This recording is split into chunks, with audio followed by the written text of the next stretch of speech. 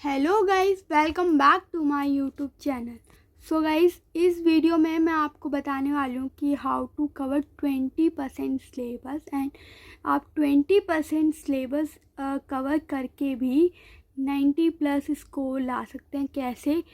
और कितने आप 30 डेज़ बचे हैं, अभी 30 डेज़ लेफ्ट ओनली। सो आपको अब 30 डेज़ में आप सारा सिलेबस तो कवर कर नहीं सकते, तो मैं आपको 20% सिलेबस बताऊंगी जो कि इम्पॉर्टेंट टॉपिक्स रहेंगे। इम्पॉर्टेंट टॉपिक्स बताने वाली हूँ कि आपको सिर्फ उन टॉपिक्स को फोकस करना है इन 30 डेज़ में, उन टॉपिक्स को फॉलो करना है। और ये NTPC एग्ज़ाम्स के लिए नहीं, ये SSC एग्ज़ाम्स के लिए भी है, तो आप SSC वाले भी देख सकते हैं इनको। तो मैं आपको बताने वाली हूँ कि आप 20% सिलेबस में जो इम्पॉर्टेंट टॉपिक्स होंगे, जिसकी वेटेज बहुत हाई है और जिसके आने के मैक्सिमम चांस है एग्ज़ाम्स में, तो वो टॉपिक्स बताने वाली हूँ। तो अगर आप उन टॉपिक्स पे कवर कर लेंगे ना वो टॉपिक्स, उनके अच्छे से वीडियोस देख लेंगे, उनके अच्छे से वो टॉपिक कवर कर लेंगे, तो आप 90+ स्कोर इजीली कर सकते हैं। तो लेट्स बिगिन द वीडियो, आगे करते हैं वीडियो को। और मैं आपको ना इम्पॉर्टेंट टॉपिक्स बताऊंगी। आपको क्या करना है, आपको यूट्यूब ओपन करना है, उन टॉपिक्स को यूट्यूब पे सर्च करना है, उनकी वीडियोस वगैरह देखनी है अच्छे से, फिर नोट्स बनाते जाना है आपको। साथ में नोट्स बनाते जाओगे और मतलब 20 डेज़ तक आपको सिर्फ यूट्यूब पे उनकी वन शॉट रिवीजन करनी है, नोट्स बनाने, नोट्स वगैरह रिवाइज करने हैं और PYQs डेली सॉल्व करने हैं, ठीक है। तो मैं आपको इम्पॉर्टेंट टॉपिक बताती हूँ। तो आप 20 डेज़ में तो वो रिवाइज करिएगा, बाकी जो 10 डेज़ बचेंगे आपको उसमें सिर्फ कुछ भी नहीं करना, सिर्फ PYQ सॉल्व करने, ठीक है। तो आगे बढ़ते हैं। सो गाइस, तो पहले मैं जो आपको बताने वाली हूँ ना, पहले मैं ये बता देती हूँ कि मैं 30 डेज़ के अकॉर्डिंगली बताऊँगी। 30 डेज़ के अकॉर्डिंगली आपको मैं बताने वाली हूँ। 30 डेज़ में 4 वीक होंगे। 4 वीक में आपको फर्स्ट वीक में क्या क्या टॉपिक्स फॉलो करने हैं, सेकंड वीक में आपको क्या क्या टॉपिक फॉलो करने हैं, ये एक टाइप का ना टाइम टेबल भी हो जाएगा और ये आपके इम्पॉर्टेंट टॉपिक्स भी हो जाएंगे। तो ये इसमें आई नो कि सब पूछेंगे कि RRB NTPC में इंग्लिश तो है ही नहीं, बट ये मैंने SSC और NTPC दोनों के लिए बनाया है, इसीलिए मैंने इसमें इंग्लिश को इंक्लूड करा है। RRB NTPC जो बच्चे RRB NTPC एग्ज़ाम दे रहे हैं सिर्फ, तो उनके लिए ये वाला पॉइंट रिलेवेंट नहीं है, क्योंकि इंग्लिश तो है ही नहीं RRB NTPC में। बट जो बच्चे हैं जो SSC और RRB NTPC दोनों एग्ज़ाम्स दे रहे हैं, तो उनके लिए फिर ये 4 सब्जेक्ट्स होंगे, उनको 4 सब्जेक्ट की प्रिपरेशन करनी है, ठीक है। तो ये फर्स्ट वीक का मैंने मतलब बनाया है इम्पॉर्टेंट टॉपिक जो आपको फॉलो करनी है मस्ट। तो आपको सबसे पहले फर्स्ट वीक में जो आपको मैथ में जो टॉपिक कवर करना है ना, वो अर्थमेटिक है। नंबर सिस्टम पढ़ना है आपको, इसमें मतलब यूट्यूब पे डालना है, ये अर्थमेटिक ये टॉपिक है। इसके अंडर में जो चैप्टर्स आते हैं, और first chapter is arithmetic system, second chapter is percentage, third is its application. मतलब तो आपको ये जो 2 चैप्टर हैं, तो ये 2 चैप्टर हैं, और third chapter is ratio and proportion. Sorry, हाँ, ये 2 चैप्टर और ये थर्ड, तो टोटल जो 3 चैप्टर्स हैं, कौन कौन से मैं एक बार दोबारा क्लियर कर देती हूँ। Number system, percentage is application, ratio and proportion. ये 3 चैप्टर्स हैं जो आपको फर्स्ट वीक में मैथ में इनकी अच्छे से यूट्यूब की वीडियोस अच्छे से देखनी है, अच्छे से इनके नोट्स बनाने हैं। नोट्स में क्या बनाओगे आप नोट्स में फॉर्मूलाज लिखोगे, जो भी इस चैप्टर्स के इम्पॉर्टेंट फॉर्मूला होंगे ना, इम्पॉर्टेंट क्या, जो भी फॉर्मूलाज होंगे आपको उसके नोट्स बनाने हैं। आपको अपनी नोटबुक में लिख लेने हैं उनके फॉर्मूलाज क्योंकि आप कोई भी क्वेश्चन सॉल्व करने बैठोगे ना, तो आपको फॉर्मूला पता होना चाहिए। तो इसलिए मैं बोल रही हूँ कि फॉर्मूलाज के ना अलग से नोट्स बनाना और उसमें फॉर्मूलाज लिख लेना, कि आप कभी भी PYQ सॉल्व करोगे तो उसमें भी आपको फॉर्मूलाज की नीड होगी, तो आपको फॉर्मूलाज के अलग से नोट्स बनाने हैं। देन जब आप ये 3 चैप्टर कर लोगे तो आपको डाटा इंटरप्रिटेशन भी करना है। उसके अंदर आपको क्या करना है, जो इम्पॉर्टेंट है मैं वो चीज़ बता रही हूँ। उसमें आपको बार ग्राफ करना है और लाइन ग्राफ करना है। ये 2 टॉपिक्स, इन दो टॉपिक्स पे आपको फोकस करना है। तो फर्स्ट वीक में आपका जो टारगेट रहना चाहिए ना, वो इन टॉपिक्स पे रहना चाहिए, बिकॉज़ ये बहुत इंपॉर्टेंट टॉपिक्स हैं। ये मैं ऐसे ही नहीं बता रही, ये मैं वेटेज के अकॉर्डिंगली बता रही हूँ कि वेटेज इनकी ज़्यादा है as compare to other topic and other subjects. तो इनकी वेटेज ज़्यादा है, इसीलिए मैं आपको लाइन वाइज बता रही हूँ कि फर्स्ट वीक में आपको ये टॉपिक फॉलो करना है, देन सेकंड वीक पे बनाऊँगी, देन थर्ड पे, देन फोर्थ पे, ठीक है।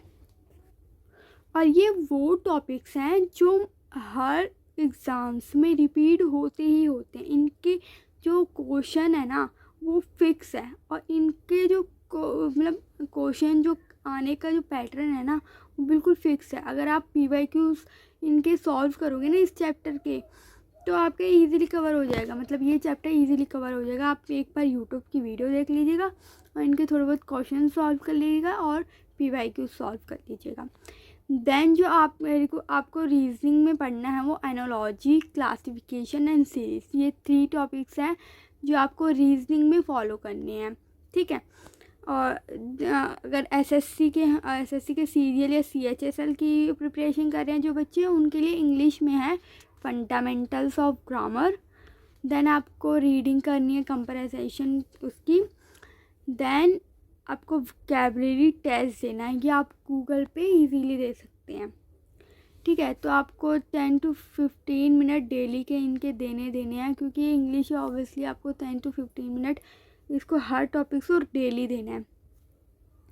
देन अब आते हैं जनरल अवेयरनेस पे, GK पे, जो 40 मार्क्स का कवर करता है। बहुत स्कोरिंग तो नहीं बोलूँगी मैं, स्कोरिंग तो आई थिंक मैथ और रीजनिंग है। जिनके मैथ और रीजनिंग ठीक है उनके लिए स्कोरिंग मैथ और रीजनिंग है, बट जनरल अवेयरनेस में कुछ भी आ सकता है, तो इसलिए मैं इसको लास्ट में बोलूँगी कि आपको फोकस करने के लिए। बट 40 मार्क्स का हाई वेटेज का कवर कर रहा है तो आपको इसको फॉलो करना चाहिए।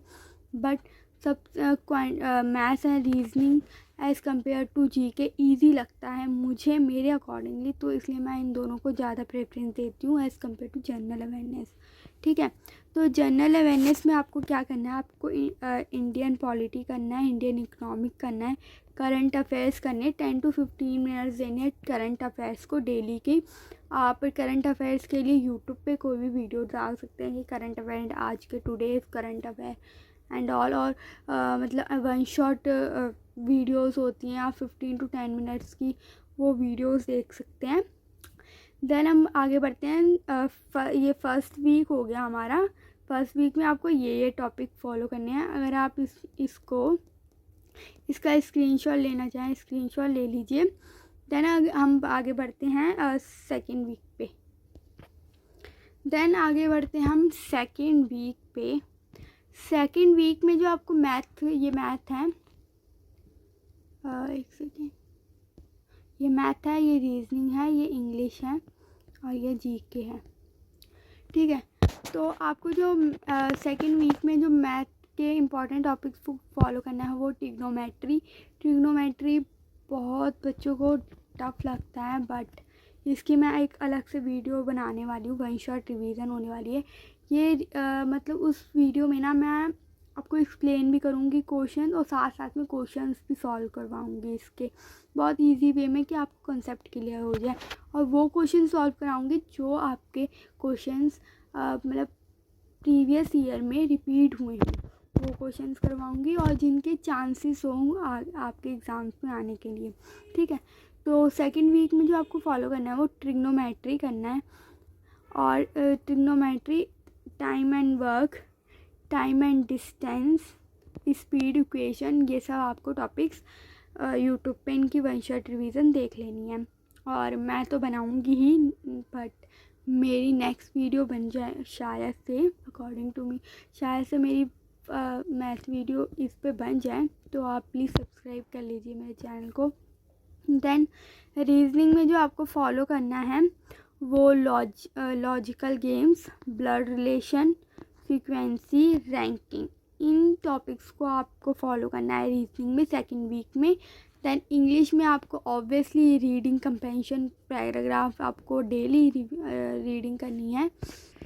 देन आपको क्लोज टेस्ट देना है। देन आपको वोकैबुलरी टेस्ट देना है। आपको इसको डेली का 15 मतलब इंग्लिश को ना डेली का 10 to at least 10 to 15 minutes daily आपको इंग्लिश में देने ही देनी है। देन आगे बढ़ते हैं हम जीके पे। जीके पे कुछ नया नहीं है। Physics, geography, chemistry, current affairs, इन सब। करंट अफेयर्स तो ऑब्वियसली आप डेली करंट अफेयर्स आपको डेली का ही पढ़ना है। मतलब करंट अफेयर्स को ना आपको डेली 15 टू 10 मिनट्स देने ही देने हैं करंट अफेयर्स को। बाकी फिज़िक्स करनी है आपको, ज्योग्राफी कंप्लीट करनी है, केमिस्ट्री कंप्लीट करनी है, ठीक है। इन पे कोई मेरा इन अगर आपको जीके के सब्जेक्ट्स पे इम्पॉर्टेंट टॉपिक चाहिए ना, तो मैं अभी इस मतलब ये वीडियो ख़त्म होने के बाद मैं आपको जीके के इम्पॉर्टेंट टॉपिक का स्क्रीनशॉट लगा दूँगी, तो आप उसका स्क्रीनशॉट ले लीजिए, बिकॉज इसके बहुत सारे इम्पॉर्टेंट टॉपिक्स हैं, इसलिए मैं एक उसमें कवर नहीं कर पाई थी, इसलिए मैं इसमें लास्ट में लगा दूँगी स्क्रीनशॉट। देन हम थर्ड वीक पे चलते हैं। देन आगे बढ़ते हैं थर्ड वीक पे जो आपको मैथ में जो टॉपिक फोकस करना है वो ज्योमेट्री, अर्थमेटिक में इनइक्वालिटी एंड सर्टेन इनसाइट। और देन आपको जो रीजनिंग में फॉलो करना है वो non verbal, series, figures, completion, embeds, figures, formation. Then आपको जो इंग्लिश में फॉलो करना है सेंटेंसेस, करेक्शंस, जो सेंटेंस को करेक्ट करके जो लिखते हैं, और इम्प्रूवमेंट, जो कोई सेंटेंस है आपको लगता है उसमें इम्प्रूवमेंट की नीड है तो आप उस इम्प्रूव करके लिखते हैं। जब आप यूट्यूब पे इनका टॉपिक्स डालेंगे ना और साथ में एनटीपीसी या एसएससी डालेंगे तो इजीली इसकी वीडियोस मिल जाएंगी।